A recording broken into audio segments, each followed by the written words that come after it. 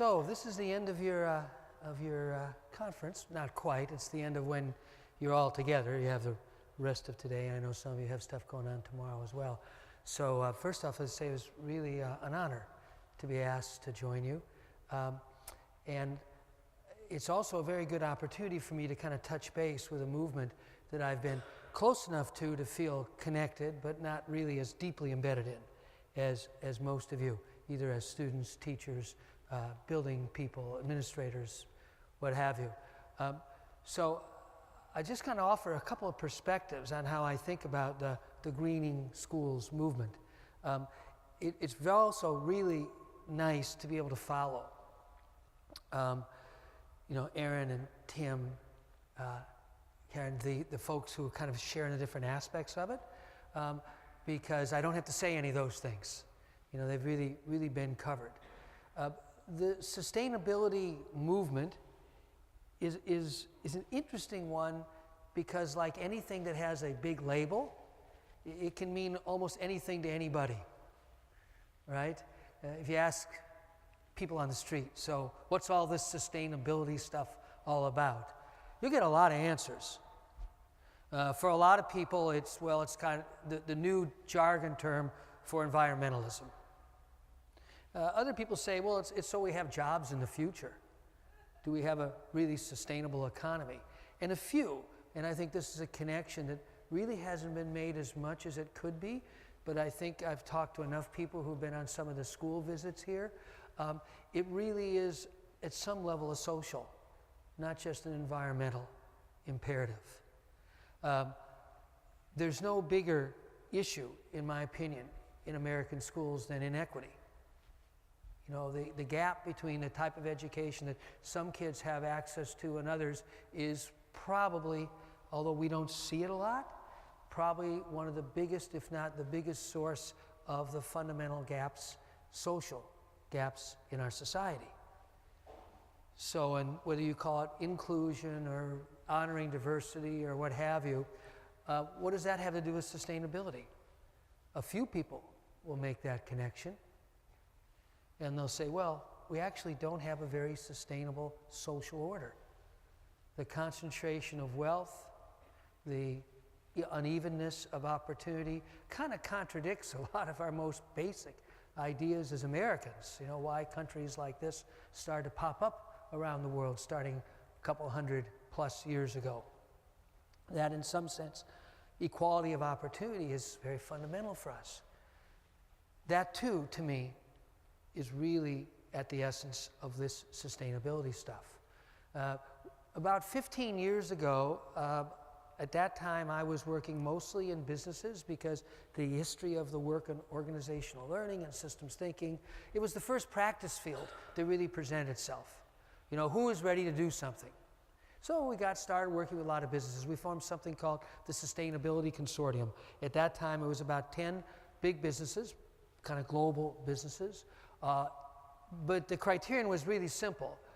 Do you see food, water, energy, waste and toxicity, and the growing gap between rich and poor as strategic? And if the answer is no, we're not sure what they have to do with our business, say, oh, go join another group. There were much bigger groups out there. The World Business Council for Sustainable Development considers that it has something like 50% of the world's GDP represented in its members. And they can get together and they can debate, is climate change real? What are the implications? Now, that's not a debate much anymore, but it was 15 years ago. We would say, oh, go join those groups. We're only interested here in people who see any of those 5 issues, food, water, energy, waste and toxicity, and the growing gap between rich and poor, as strategic. They will shape the future of our business. They're not corporate social responsibility or something else you can put an office there in your headquarters and have an expert on. You say, no, this will shape the future of our business. Today, I would say that number of businesses, if you look at the big global businesses, probably up around 10%. I'm just making up the number. It's not 80%, and back then it was like 8 businesses. But a question that nobody was really asking then, but I think they really are starting to ask now is, what does this have to do with our schools? What does this have to do with education? And I think, to me, this whole movement kind of sits at a confluence, like two big rivers that are gradually coming together.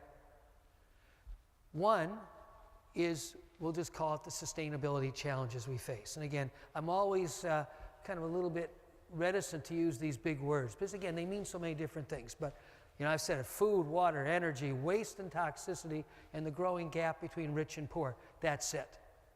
You can use whatever label you want. But if you embrace those as kind of defining imbalances in the world, then that's it.